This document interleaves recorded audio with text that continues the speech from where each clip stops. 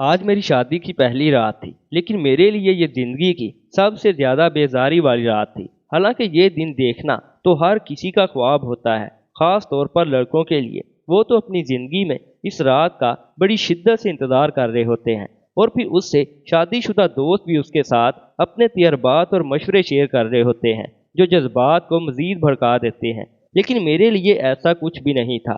مجھے تو ان چیزوں کے بارے میں زیادہ علم بھی نہیں تھا، کیونکہ میری عمر ان معاملات کے لیے مناسب نہیں تھی۔ لیکن میرے گھر والوں نے زبردستی میری شادی کر دی، اور وہ بھی اس لڑکی سے جو مجھ سے 8 سال بڑی تھی۔ وہ لڑکی یعنی انمول میری چاچی کی بیٹی تھی۔ جب میری چاچی کا انتقال ہوا تو میری ماں اسے اپنے گھر لے آئے۔ چونکہ میری چاچی کا شوہر ایک جواری تھا، اور میری ماں کو خوف تھا کہ کہیں وہ اپنی انہی عادتوں کے سبب اس معصوم بچی کو نقصان نہ پہنچا دے۔ میری ماں نے انمول کو اپنی بیٹی کی طرح پالا، کیونکہ ان کی اپنی کوئی بیٹی نہیں تھی۔ انمول اکلوتی بیٹی تھی اور کافی زمین اور جائیداد کی مالک بھی۔ شاید اسی لالچ کے تحت میرے گھر والوں نے فیصلہ کیا کہ میری شادی انمول سے ہی کر دی جائے، تاکہ جائیداد بھی ہمارے قبضے میں آ جائے۔ جبکہ مجھے ان چیزوں سے کوئی سروکار نہیں تھا۔ میں اپنی زندگی اپنی مرضی سے جینا چاہتا تھا، لیکن میرے والدین نے مجھے مجبور کر دیا۔ میرے والد سخت مزاج آدمی تھے۔ انہوں نے کسی نہ کسی طرح ڈانٹ پیٹ کر کے مجھے منا ہی لیا۔ مجھے غصہ آ رہا تھا، کیونکہ انمول مجھ سے بڑی تھی اور میں اسے ہمیشہ بہن کی طرح سمجھتا تھا۔ لیکن میرے والدین کو اس بات کی کوئی پرواہ نہیں تھی، ان کی نظر صرف جائیداد پر تھی۔ پھر میں نے مایوس ہو کر انمول سے امید لگائی کہ وہ کم از کم انکار کر دے گی، لیکن جب اس نے کچھ نہ کہا اور خاموش رہی تو میں اس کے لیے نفرت محسوس کرنے لگا۔ مجھے لگا شاید وہ میری خوبصورتی سے متاثر ہو چکی ہے، اسی لیے اعتراض نہیں کر رہی۔ شادی کے دن جب وہ دلہن بن کر میرے گھر آئی تو اس نے گھونگھٹ نکال رکھا تھا۔ میں نے اس کا چہرہ بھی نہیں دیکھا اور دیکھنے میں دلچسپی بھی نہیں تھی۔ میرے دل میں صرف مایوسی تھی۔ 17 سال کی عمر میں ہی میں ایک شادی شدہ مرد بن چکا تھا، اور میرے دوست میرا مذاق اڑا رہے تھے۔ وہ کہتے تھے کہ بڑی عمر کی عورتیں بہت تجربہ کار ہوتی ہیں، اور شادی کی رات تو وہ ہوش اڑا کر رکھ دیتی ہیں۔ کل تیری قابل رحم حالت ہوگی۔ میں ان کی باتیں سن کر مزید سہم گیا، کیونکہ مجھے اس رات کے بارے میں کچھ بھی علم نہیں تھا۔ میں بالکل ان سب چیزوں سے انجان تھا۔ میرا ذہن بار بار سوچوں میں الجھ رہا تھا، اور دل عجیب طرح سے گھبرا رہا تھا۔ میں اس لڑکی سے اس قسم کے تعلق کی توقع نہیں رکھتا تھا، لیکن حیرت کی بات یہ تھی کہ وہ شادی کے لیے راضی ہوگی۔ یہ وہی لڑکی تھی جس نے ہمیشہ مجھے اپنے چھوٹے بھائیوں کی طرح چاہا، گود میں کھلایا اور میری ہر فرمائش پوری کی۔ جب بھی میں کوئی شرارت کرتا اور گھر والوں کی ڈانٹ یا مار سے ڈرتا، میں فوراً انمول کے پاس بھاگ کر چلا جاتا تھا اور کہتا تھا مجھے بچا لو، ورنہ ابو تو مجھے مار ہی ڈالیں گے۔ وہ میرے لیے ڈھال بن جاتی تھی، پھر میرے والد کے سامنے کھڑی ہو کر کہتی تھی یہ ابھی چھوٹا بچہ ہے، اور یہی تو عمر ہوتی ہے شرارتیں کرنے کی، آپ اسے کچھ نہ کہیں۔ اور میرے والد جو اس کے احترام میں ہمیشہ نرم پڑ جاتے تھے، جواب میں کہتے تھے آج تو تمہاری وجہ سے اسے چھوڑ رہا ہوں، مگر آئندہ اگر اس نے کوئی شرارت کی تو اسے الٹا لٹکا دوں گا۔ جب ابو دھمکی دے کر کمرے سے چلے جاتے، میں اس کے گلے لگ جاتا اور کہتا آپ نے مجھے بچا لیا، ورنہ ابو تو مجھے مار ہی دیتے۔ وہ میرے سر پر تھپکی دے کر ہنستی اور کہتی کہ تم بھی تو باز نہیں آتے، بڑے شرارتی ہو گئے ہو، نہ جانے کب بڑے ہو گئے تم۔ میں جواب دیتا میں تو ایسا ہی رہوں گا اور ہمیشہ آپ کو اپنی ڈھال بناؤں گا۔ لیکن آج حالات بالکل بدل چکے تھے۔ میری زندگی کی سب سے بڑی آزمائش وہی تھی جسے میں ہمیشہ اپنی ڈال سمجھتا تھا۔ میرے دوستوں نے جو خوف میرے دل میں بھرا تھا، اسی خوف کے ساتھ میں اپنے کمرے کی طرف بڑھا، حالانکہ دل چاہ رہا تھا کہ واپس بھاگ جاؤں، لیکن والد نے مجھے دھکا دے کر اندر بھیج دیا اور کہا کہ ہمیں جلدی سے وارث چاہیے۔ ان کی بات سن کر میں اور بھی صدمے میں آ گیا۔ میں خود ابھی بچہ تھا، انہیں وارث کہاں سے لا کر دیتا؟ خیر پھر جب میں کمرے میں داخل ہوا، وہ گھونگھٹ نکالے بستر پر سمٹی ہوئی بیٹھی تھی۔ میں نے اس سے دور سے گھورا، دل چاہ رہا تھا کہ اس کا دوپٹہ کھینچ کر زمین پر پھینک دوں اور پوچھوں کہ آخر میرا قصور کیا تھا۔ میں آہستہ آہستہ اس کے قریب گیا۔ وہ شاید یہ سوچ رہی تھی کہ میں اس کا گھونگھٹ اٹھاؤں گا، اسے محبت سے دیکھوں گا یا اسے سراہوں گا، لیکن میں نے اچانک اس کا دوپٹہ اتار کر فرش پر پھینک دیا۔ انمول میرے غصے بھرے انداز پر سہم گئی اور فوراً کہنے لگی یہ کیا بدتمیزی ہے۔ وہ ایک دم سے بھیڑیے کی طرح بھڑک اٹھی۔ میں نے بھی غصے میں کہا بدتمیزی تو وہ ہے جو آپ لوگوں نے مل کر میرے ساتھ کی ہے، میرا تماشا بنا دیا ہے۔ میرے دوست میرا مذاق اڑا رہے ہیں کہ تمہاری بیوی ایک بڑی عمر کی عورت ہے جسے تم بہن کہتے تھے اور وہ اب تمہاری دلہن بن گئی ہے۔ انمول میری بات سن کر دھنگ رہ گئی اور کہنے لگی، سنو جناب، میں اپنی خوشی سے یہاں تمہاری سیر سجانے نہیں بیٹھی ہوں، اس لیے مجھ پر چلانے کی کوئی ضرورت نہیں۔ تم اچھی طرح جانتے ہو کہ ہمارے خاندان کے بڑے جو فیصلہ کرتے ہیں اسے ماننا پڑتا ہے۔ یہ سب کہتے ہوئے انمول کی آنکھوں میں آنسو تھے، مگر میرا غصہ اتنا تھا کہ نہ میں اس کے آنسو دیکھ پایا اور نہ ہی اس کے درد کو سمجھ سکا۔ میں نے اسے سخت لہجے میں جواب دیا، میں نے اپنے والدین کی مرضی کے مطابق تمہیں قبول کر لیا ہے، لیکن تم مجھ سے میری خوشیاں نہیں چھین سکتی۔ مجھے کالج جانا ہے اور اپنی تعلیم مکمل کرنی ہے کیونکہ میں اپنے خوابوں کے پیچھے بھاگنا چاہتا ہوں، اور میرے والد میرے شوق یا خواب مجھ سے نہیں چھین سکتے۔ انمول نے میرے والد سے کہا تھا، آپ اسے کچھ نہ کہیں، یہ اپنی زندگی میں جو چاہتا ہے کرے گا۔ اس نے خود شادی کے بعد اپنی تعلیم چھوڑ دی تھی، لیکن وہ یہ نہیں چاہتی تھی کہ میں بھی پڑھائی چھوڑ کر گھر میں بیٹھ جاؤں۔ چنانچہ میں نے اپنی تعلیم جاری رکھی اور کالج جانے لگا کیونکہ میرے میٹرک کے نمبر بہت اچھے تھے اور میں آگے بڑھنا چاہتا تھا۔ وقت اسی طرح گزرتا رہا اور ہم ایک ہی کمرے میں دو اجنبیوں کی طرح رہنے لگے۔ انمول بالکل خاموش رہتی کیونکہ جب بھی وہ مجھ سے بات کرنے کی کوشش کرتی میں روٹھے ہوئے انداز میں جواب دیتا۔ آخرکار مایوس ہو کر اس نے مجھ سے بات کرنا ہی چھوڑ دیا، لیکن ایک ہی کمرے میں رہنے کے باوجود اس کے احترام نہ کرنے کی وجہ سے میرے دل میں ایک گھٹن پیدا ہونے لگی۔ جلد ہی مجھے احساس ہوا کہ اس لڑکی کی کوئی غلطی نہیں تھی، وہ بھی میری طرح بے گناہ اور بے بس تھی، اور خاندان کے بڑے اسے اپنی ضد کے سامنے جھکنے پر مجبور کر چکے تھے۔ اس لیے میں نے اپنی نفرت کو ختم کر کے اسے دوستی میں بدلنے کا فیصلہ کیا۔ اب جب میں کالج سے واپس آتا تو اسے پورے دن کی کہانیاں سناتا۔ وہ بیچاری گھر بیٹھے بور ہو جاتی اور میری باتیں سن کر خوب ہنستی۔ اس کی ہنسی میں اتنی معصومیت تھی کہ وہ بہت خوبصورت لگتی تھی، لیکن میں ابھی بھی اسے بیوی کی حیثیت سے قریب آنے نہیں دینا چاہتا تھا۔ میرے دل میں اس کے لیے وہ جذبات نہیں تھے جو ایک شوہر کے اپنی بیوی کے لیے ہوتے ہیں، اور اس نے بھی کبھی اس کام میں پہل نہیں کی تھی۔ اسی لیے ہمارا یہ میاں بیوی والا رشتہ ایک دوستانہ تعلق کی صورت اختیار کر گیا تھا، جبکہ میرے والد جو اس حقیقت سے نا آشنا تھے وہ بار بار مجھ سے وارث کے لیے اصرار کر رہے تھے، مگر میں ہر بار کسی نہ کسی بہانے انہیں ٹال دیتا تھا۔ وقت اسی طرح گزرتا رہا اور میں کالج کے آخری سال میں اپنی کلاس کی ایک دوست عروسہ کی محبت میں گرفتار ہو گیا۔ میں اب 18 سال کا ایک خوبصورت اور ذہین نوجوان بن چکا تھا، کلاس کا سب سے ہوشیار طالب علم ہونے کے ساتھ ساتھ اپنی خوبصورتی اور خود اعتمادی کے باعث خاصا مشہور تھا۔ عروسہ بھی میری عمر کی ایک بے حد خوبصورت اور فیشنیبل لڑکی تھی جو جینز کے اوپر ٹاپ پہن کر آتی اور اپنی معصوم اداؤں سے میرے دل کو لبھاتی۔ میں اس کی محبت میں پوری طرح سے ڈوب چکا تھا اور یہ نہیں جانتا تھا کہ یہ محبت مجھے کس قدر برباد کر دے گی۔ جب میں نے یہ بات انمول کو بتائی تو وہ حیرت سے مجھے دیکھنے لگی۔ میں نے کہا، ایسے کیا دیکھ رہی ہو؟ کیا مجھے محبت کرنے کا حق نہیں؟ وہ ہلکی مسکراہٹ کے ساتھ بولی، کیوں نہیں ہو سکتی؟ تم ایک جوان اور خوبصورت مرد ہو، تمہاری رگوں میں جوان خون بہتا ہے، تمہارا حق ہے کہ کسی لڑکی سے محبت کرو اور اس پر اپنی چاہتے نچھاور کرو۔ اس کے اس انداز نے مجھے حیران کر دیا۔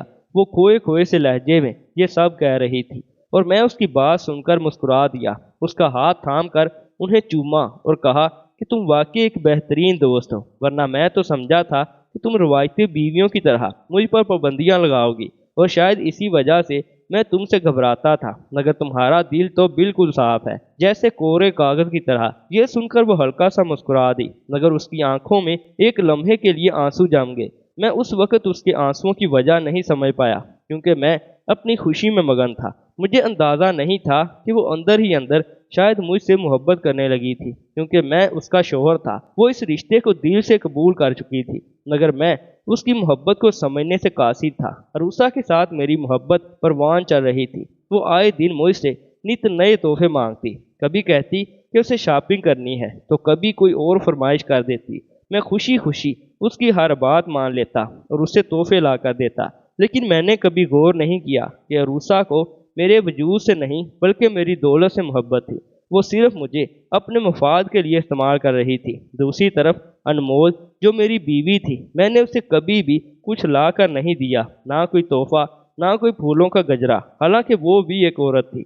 اس کا بھی دل کرتا ہوگا کہ اس کا شوہر اسے پیار دے، اس کا خیال رکھے، لیکن میں نے ہمیشہ उस पर अपनी नफरत और बेरुखी निछावर की। मुझे उसके जज्बात और कुर्बानियों की कभी कदर ही ना हुई। अब मैं ये बात बहुत दिनों से नोट कर रहा था कि जब से मैंने अरूसा से मोहब्बत का इजहार किया था और अनमोल को इस बारे में बताया था, अनमोल बहुत चुप चुप सी रहने लगी थी। वो अब पहले जैसी नहीं रही थी। ना रात को मुझसे बातें करती, ना मेरा हाल चाल पूछती, और ना ही ये कहती कि कॉलेज का दिन कैसे गुजरा या मेरी पढ़ाई कैसी चल रही है। अरूसा के बारे में भी कभी सवाल नहीं करती थी, लेकिन हकीकत ये थी कि मैं खुद भी उसकी तरफ बिल्कुल तवज्जो नहीं देता था, क्योंकि मेरा ज़हन और दिल अरूसा के शहर में पूरी तरह से गुम हो चुका था। एक दिन मैंने नोट किया कि अरूसा का उठना बैठना अच्छे लोगों के साथ नहीं था।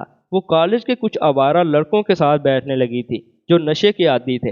मैंने उससे पूछा तो उसने हंसते हुए कहा, अरे यार, तुम इतने परेशान क्यों हो रहे हो? वो सब मेरे बचपन के दोस्त है, थोड़ी देर हंसी मजाक कर लेती हूँ। मोहब्बत तो मैं तुमसे ही करती हूँ ना। और मैं जो उसकी मोहब्बत में अंधा हो चुका था, उसकी हर बात पर यकीन कर लेता था। मैंने अरूसा को भी कभी ये नहीं बताया था कि मैं शादीशुदा हूँ। मैं नहीं चाहता था कि ये बात सामने आए और मैं अरूसा को खो दूँ।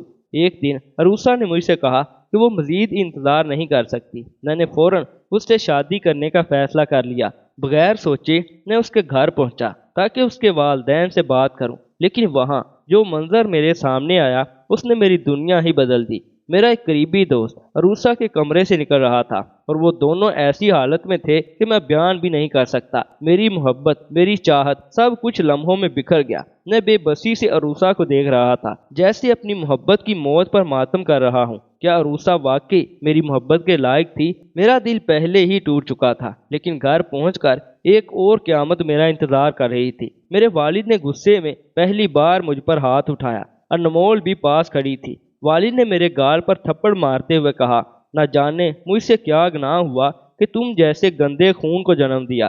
थप्पड़ की मार से ज्यादा वालिद की बातों ने मेरे दिल को जख्मी कर दिया था। मैंने जख्मी आंखों से अनमोल की तरफ देखा और दिल में ठान लिया कि इसका हिसाब जरूर लूंगा। मैं गुस्से से अपने कमरे में गया और हर चीज तोड़ फोड़ दी। अनमोल मेरे पीछे आई और रोते हुए बोली, मेरी बात तो सुनो, तुम गलत समझ रहे हो। लेकिन मेरे दिलो दिमाग पर गुस्से का जुनून सवार था। मैं अनमोल के करीब गया और कहा कि जो जख्म अरूसा ने मुझे दिया है वो तो शायद भर जाए, लेकिन तुमने जो जख्म दिया है वो कभी नहीं भरेगा और इसकी सजा तुम्हें जरूर मिलेगी, चाहे अरूसा को सजा दूं या ना दूं। अनमोल हैरत भरी नजरों से मुझे देखने लगी, जैसे उसे बहुत गहरा सदमा पहुंचा हो, मगर मुझे उसकी इस हालत की कोई परवाह नहीं थी। मैं गुस्से से उसे देख रहा था तो वो बोली, उस बदकिरदार लड़की के लिए तुम अपनी बीवी और बाबा से लड़ रहे हो।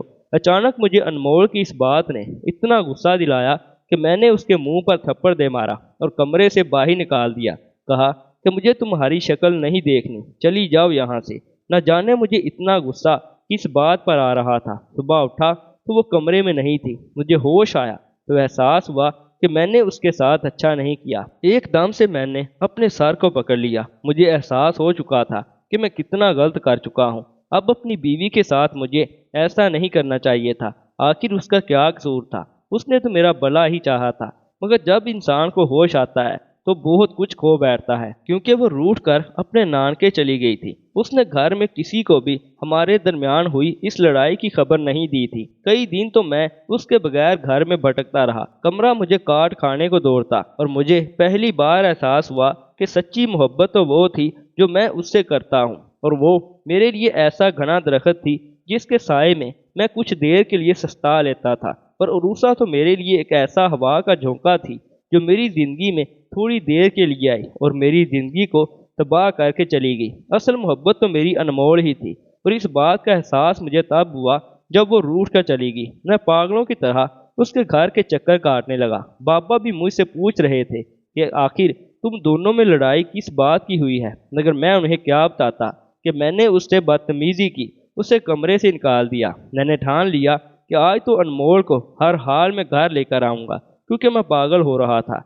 मैं उसके बगैर सांस भी नहीं ले पा रहा था।